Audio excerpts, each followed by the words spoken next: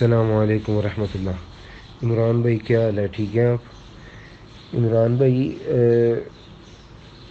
جب lock down شروع ہوا تھا تو شیخ عبداللہ ناصر رحمانی صاحب نے کہا تھا کہ آڈیو بیان بھی دیا تھا کہ وائرس کی وجہ سے لوگ گھر میں نمازیں پڑھیں۔ تو اب لاک ڈاؤن میں نرمی بھی ہوئی ہے، تو دکانیں وغیرہ ساری کھل رہی ہیں ادھر۔ تو کچھ لوگ ایسے ہیں وہ دکانیں کھول رہے ہیں، سب کچھ نارمل کر رہے ہیں، لیکن نماز کی جب باری آتی ہے تو وہ کہتے ہیں جی شیخ عبداللہ ناصر رحمانی صاحب نے کہا ہے کہ گھر میں نمازیں پڑھیں۔ تو اس بارے میں اگر شیخ صاحب کا کوئی نصیحت وغیرہ ہو یا کوئی آڈیو اگر ہو، یا ان سے پوچھ کے اگر مجھے سینڈ کر سکتے ہیں یا یوٹیوب میں چڑھا سکتے ہیں تو بہت بہتر ہو جائے گا۔ اللہ کو جزائے خیر دیں جی۔ الحمد للہ والصلاة والسلام علی رسول اللہ وبعد۔ جی عمران بھائی کیسے ہیں آپ؟ ٹھیک ہیں؟ سب خیریت ہے؟ یہ آپ کا میسج ملا ایک بھائی کی طرف سے،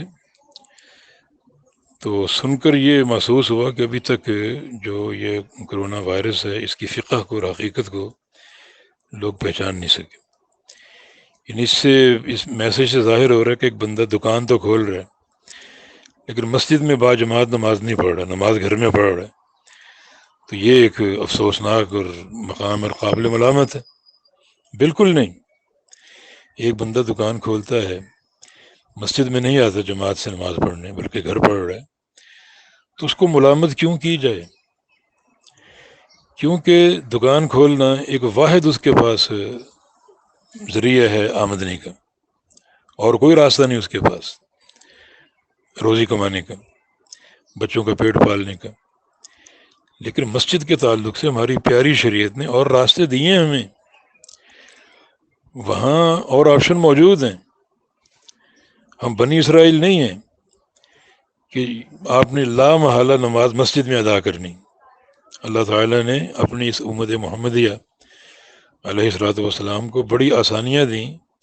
ان میں سے ایک تمیز یہ ہے کہ جہاں نماز کا وقت نماز پڑھ لو، اور نبی علیہ السلام کا فرمان ہے جعلت لی الارض مسجد و طہورا، کہ پوری زمین میرے لیے مسجد ہے اور طہور ہے، پاک جگہ ہے، پانی نہ ہو تیمم کر لیں اور نماز پڑھ لیں جہاں بھی نماز کا وقت ہو، اور باجماعت ہی پڑھیں گے۔ آپ اکیلے ہیں تو بھی اذان دے لیں، اقامت کہہ لیں اور نماز شروع کر دیں، اللہ تعالیٰ آپ کو آپ کی حرص پر آپ کو جماعت کا اجر دے گا۔ تو ہم اب تک اس فقہ کو نہیں پہچان سکے۔ یہ ایک بندہ دکان کھول رہا ہے، مسجد میں نہیں آ رہا، اس کو ملامت کرتے ہیں کہ بھائی تم دکان کھول رہے ہو اور باجماعت نماز نہیں پڑھ رہے ہو، کیونکہ دکان کھولنے کے علاوہ اس کے پاس کوئی چارہ نہیں روزی کمانے کا، یہی ایک واحد اس کا ذریعہ آمدنی۔ جبکہ مسجد کے تعلق سے شریعت نے اور راستے آپ کو دیے ہیں اور آپشن آپ کو دیے ہیں، وہ آپ اختیار کر سکتے ہیں۔ اصل میں یہ کرونا وائرس ہے اور ہم اس کو قیاس کرتے ہیں تعاون پر۔ صحابہ کے دور میں تعاون کا حملہ ہوا، تابعین کے دور میں، اتباع تابعین کے دور میں، اور بڑے بڑے ائمہ اور محدثین کے دور میں تعاون کی وبا پھیلی، مگر مساجد بند نہیں کی گئیں۔ ہم اسی پر قیاس کر کے کرونا کے بارے میں یہ مشکل اٹھاتے ہیں کہ مساجد کیوں بند کی جا رہی۔ یہ قیاس مع الفارق ہے، یعنی تعاون کا قیاس کرونا پر نہیں ہو سکتا۔ کرونا میں جو وائرس ہے نا وہ فضا میں ہوتا ہے، وہ آپ کو لگے گا۔ آپ مسجد میں جائیں وہاں بھی لگ سکتا ہے، گھر میں ہوں وہاں بھی لگ سکتا ہے، بازار میں وہاں بھی لگ سکتا ہے۔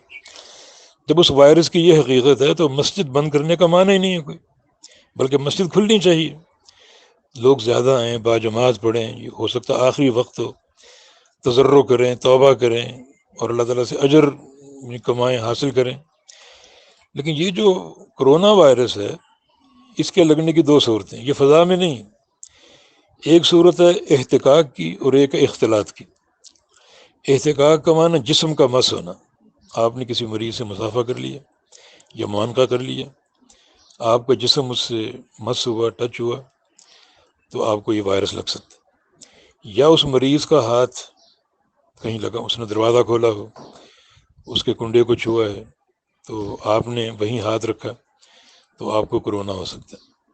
اس نے مسجد کا باتھ روم استعمال کیا ہو، اس کی جو نل ہے اس کو ہاتھ لگایا ہو، اس کو لوٹے کو ہاتھ لگایا ہو، وضو کرنے کے لیے جو ٹوٹی اس کو ہاتھ لگایا ہو، اور آپ وہیں وضو کریں تو وہی یعنی جراثیم آپ تک منتقل ہوں گے، کرونا ہو سکتا ہے۔ یہ احتکاک کی شکلیں۔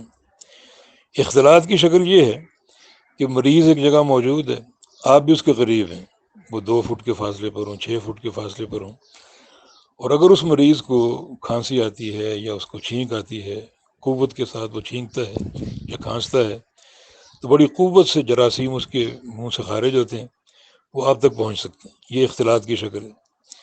یہ یعنی تعاون میں یہ چیز نہیں ہے، یہ صرف کرونا وائرس میں۔ جب کرونا کی وبا پھیلی ہو تو پھر آپ کو دیکھنا ہے کہ زیادہ اجتماعات کے مقامات کیا ہیں، تو آپ کو نظر آئے گا مارکیٹیں ہیں، بازار ہیں، اسکول ہیں، مدارس ہیں، پارکیں ہیں، شادی ہال ہیں، مساجد ہیں جہاں لوگ جمع ہوتے ہیں، اور جمع ہونے والے بھی مبہم لوگ ہوتے ہیں، کسی کو آپ روک نہیں سکتے، کسی کو آپ پہچانتے نہیں ہیں یہ مریض ہے یا صحت مند ہے۔ ہاں ایک ہی جگہ ہے آپ کے تحفظ کی، وہ آپ کا گھر ہے۔ گھر میں کون ہے؟ آپ کے بچے، آپ کی بیوی۔ گھر میں کوئی اجنبی آپ کی اجازت اور آپ کی مرضی کے بغیر داخل نہیں ہو سکتا۔ اس لیے گھر سب سے زیادہ تحفظ کا مقام ہے جہاں آپ محفوظ ہیں، کیونکہ آپ کو ہر بندے کا علم ہے، اپنے بچوں کا علم ہے، والدین کا علم ہے، بیوی کا علم ہے، ان کے ساتھ آپ بیٹھ سکتے ہیں، آپ باجماعت سنت کے مطابق صف بندی اختیار کر کے نماز پڑھ سکتے ہیں۔ تو ایک تو یہ قیاس درست نہیں ہے، وہ اور چیز ہے، یہ اور چیز ہے۔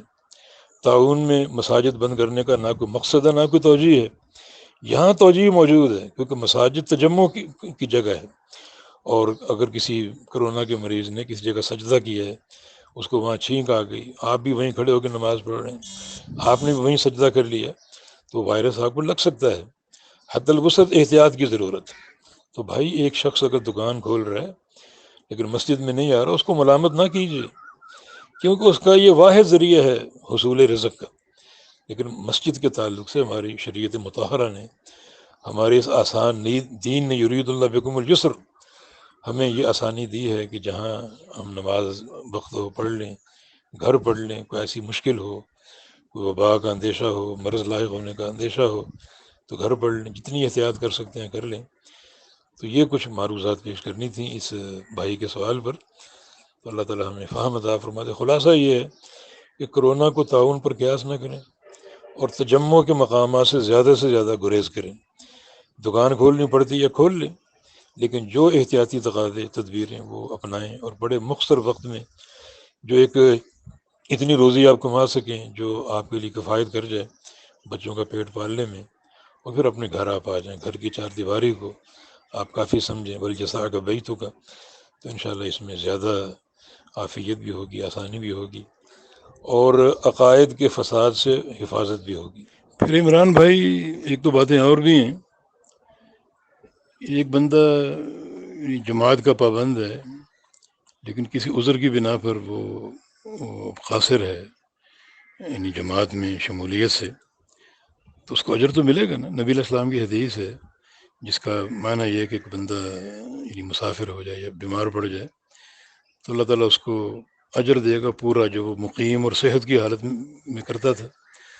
تو انشاءاللہ جب ایک حرص ہمارے اندر موجود ہے اور جماعت مس ہونے کا ایک ملال موجود ہے، لیکن شرعی مجبوری کی بنا پر ہم نہیں جا پا رہے، اجر ملے گا انشاءاللہ تعالیٰ۔ یہ بھی شریعت مطہرہ کا ایک فضل کہہ لو، اور ایک احسان عظیم کہہ لو کہ عمل نہ کرنے کے باوجود اجر مل رہے ہیں۔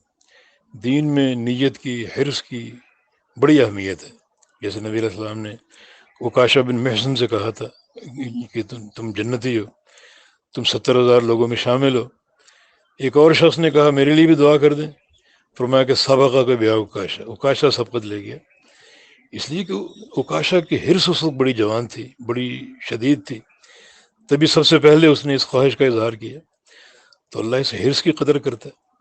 نبی علیہ السلام نے سفر تبوک میں کیا فرمایا تھا کہ مدینے میں کچھ لوگ اپنے گھروں میں بیٹھے ہوئے ہیں اور وہ اجر میں تمہارے ساتھ ساتھ، ما قطعتم وادیا، کہ تم نے جو وادی تم نے طے کی اور جو گھاٹی تم نے عبور کی وہ تمہارے ساتھ ساتھ۔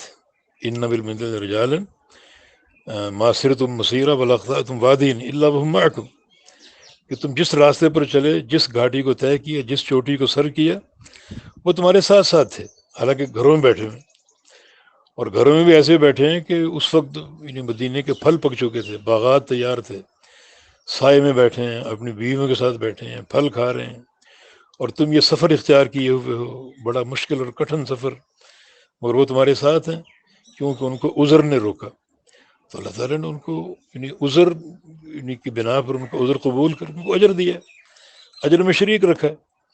تو انشاءاللہ کوئی اس میں یعنی بعض بندے دکھ کا اظہار کرتے ہیں کہ مساجد نہیں کھل رہی، نماز رمضان گزر گیا، تراویح نہیں پڑھ سکے، اللہ اکبر، یہ اللہ کی تقدیر کے فیصلے نہیں ہیں کیا؟ اللہ تعالیٰ کے فیصلوں سے ناراض ہو کیا؟ اللہ تعالیٰ کے فیصلوں پر غضبناک ہو کیا؟ پھر توبہ اور انابت اور تضرع، میرے بھائی کیا مسجدیں توبہ کی جگہ ہیں؟